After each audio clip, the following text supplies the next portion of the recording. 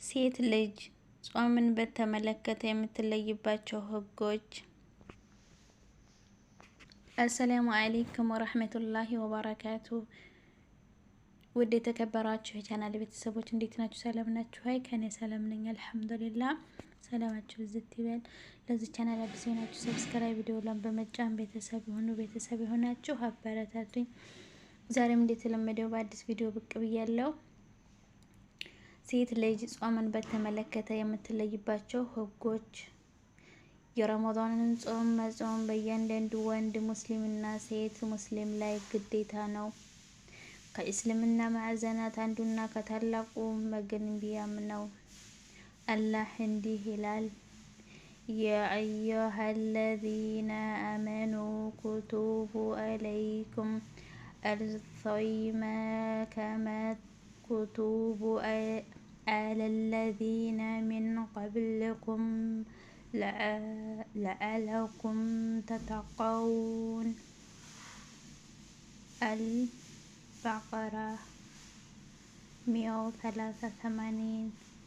እናንተ ያመናችሁ ሆይ ጾም በእነዚያ ከእናንተ በፊት በነበሩት ህዝቦች ላይ እንዴት ተጻፈ በእናንተ ላይ ተጻፈ ወይም ተጠንቀቁ ይከጅላችኋልና።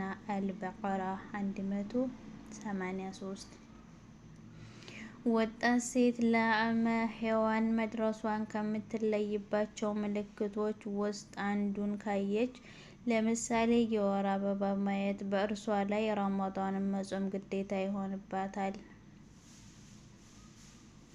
በእርግጥ አንዲት ሴት በ9 ዓመቷ የወር አበባ ትችላለች። ነገር ግን አንዲት ወጣት ሴቶች ዲኑን ባለማወቅ በዚያን ጊዜ ጾም ግዴታ አልሆነብኝም ብለው በማሰብ ራሳቸውን እንዲነሽ አይጾሙም። ቤተሰቦቻቸውም እንዲጾሙ አያዟቸውም።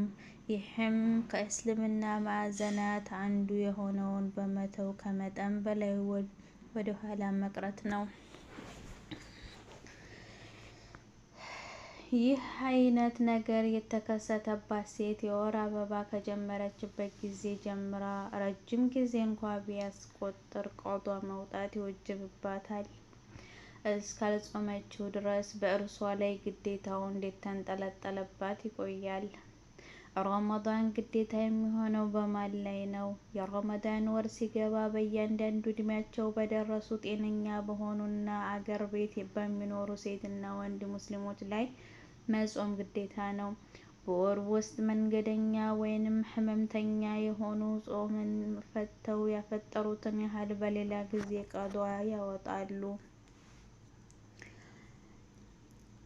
አላህ እንዲህ ይላል፣ ከእናንተም ወሩን ያገኘ ሰው ይጹም።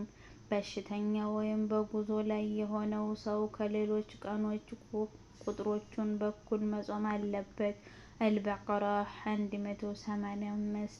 በእድሜ የገፋ መጾም የማይችሉና በአንድ ወቅት ይድናል ተብሎ በማይታሰብ የቆየ ህመም ያለባቸው ሰዎች ወንድም ይሁኑ ሴት ያፈጥሩና በአገሩ ላይ ለምግብነት ከሚውለው በየቀኑ የቁና ግማሽ ያበላሉ።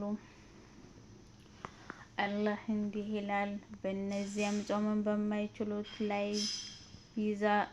ቢዛ ድካን ማብላት አለባቸው። አልበቀራ 184።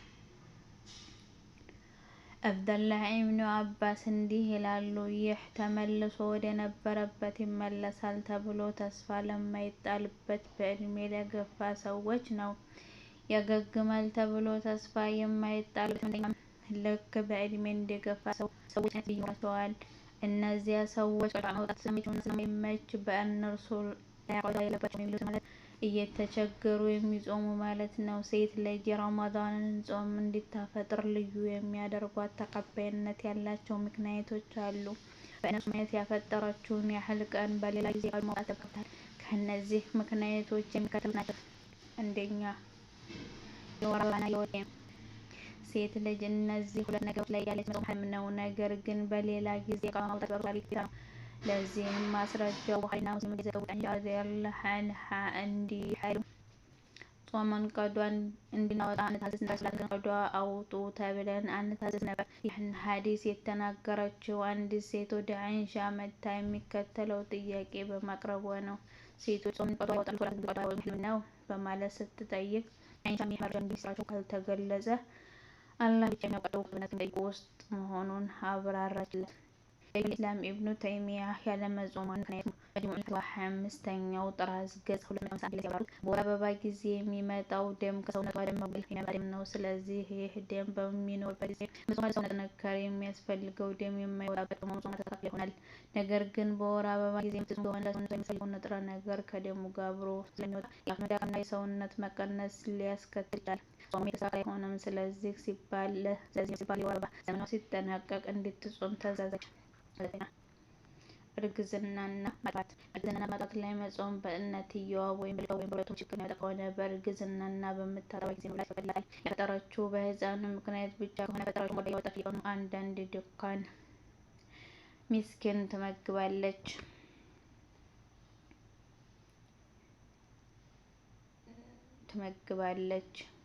ነገር ግን ለማፍጠሯ ምክንያት ችግሩ ያው በእርሷ ላይ ብቻ ከሆነ ቀዷ ማውጣት ብቻ በቂዋ ነው። ይህም ማፍጠራቸው የተፈቀደበት ምክንያት አጥቢዎችና እርጉዞች ጭምር በአላህ ንግግር ስር ስለሚካተቱ ነው። አላህ እንዲህ ይላል፣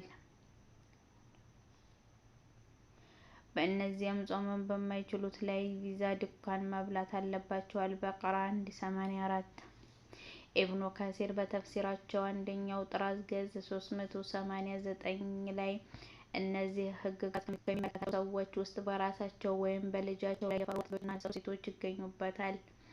ሸይኹል ኢስላም ኢብኑ ተይሚያ እንዲህ ይላሉ፣ ነፍሰ ጡር ሴት በጽንሷ ላይ የምትፈራ ከሆነ ታፈጥርና ቀዷ ታወጣለች።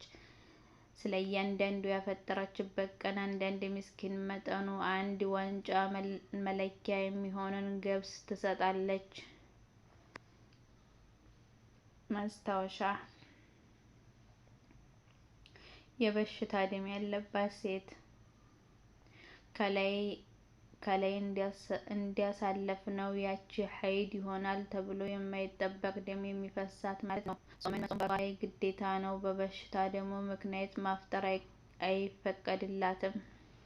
ሸይኹል ኢስላም ኢብኑ ተይሚያህ መጅሙዑል ፈትዋ 25ኛው ጥራዝ ገጽ 251 ላይ እንዲህ ይላሉ፣ የወር አበባ ስላለባት ሴት ማፍጠር ሲያብራሩ እንዳሉት የበሽታ ደም ሁሉንም ጊዜ የሚሸፍን የሚይዝ ስለሆነ ደም የማይታይበት ለጾም የምትታዘዝበት ጊዜ የላትም። ይህም እንደ ትውከት፣ በቁስል ምክንያት ደም እንዲፈስ፣ እንደ ቡጉንጅ፣ በህልም ግንኙነት እንደ ማድረግና የመሳሰሉትን መጠንቀቁ የማይቻለው ክስተት ነው። ይህ የበሽታ ደም የታወቀ የጊዜ ገደብ ስለሌለው እና መጠንቀቁ ስለሚያስቸግር እንደ የወር አበባ ጾምን የሚከለክል አይሆንም። ሁለተኛ፣ ያፈጠሩ ሴቶች ባፈጠሩት ልክ ባለፈው እና በሚመጣው 2 ረመዳን መካከል ቀዷ ማውጣት በእነርሱ ላይ ግዴታ ስለመሆኑ፣ የወር አበባ ላይ ያሉ አጥቢና እርጉዝ ሴቶች ከረመዳን ያለፈችውን ጾም ባለፈው እና በሚመጣው ረመዳን መካከል ቀዷ ማውጣት በእነሱ ላይ ግዴታ ነው። የሚያጠቡ ሴቶች ረመዳን ወር ላይ ከበሉ በበሉት ላይ ባለፈው እና በሚመጣው 2 ረመዳን መካከል ቶሎ ቀዷ ማውጣት በላጭ ነው። ይህም የሚሆነው የሚቀጥለው ረመዳን ከመግባቱ በፊት ያፈጠሩትን ቀን ያህል እስከሚቀር ድረስ ነው። ያፈጠሩትን ቀን ያህል ሲቀራቸው በእነርሱ ላይ ቀዷ ማውጣት ግዴታ ይሆናል። ምክንያቱም ያለፈው ረመዳን ጾም ያለባቸው አዲሱ ረመዳን እንዳይገባባቸው ነው። ነገር ግን ይህን ሳይሰሩ አዲሱ ረመዳን ቢገባባቸውና ለማዘግየታቸው ሸሪዓዊ ምክንያት ከሌላቸው ቀዷ ከማውጣት በተጨማሪ በየቀኑ አንዳንድ ምስኪን ይመግባሉ። የዘገዩት ሌላ ምክንያት ከሆነ ቀዷ ከማውጣት ውጭ ምንም የለባቸውም። እንደዚህ ሆኖ ግን በህመም ምክንያት አፍጥሮ ቀዷ ያለበት ሰው በወር አበባ ምክንያት እንዳፈጠረችው አይነት ዝርዝር ህግጋት ይመለከተዋል።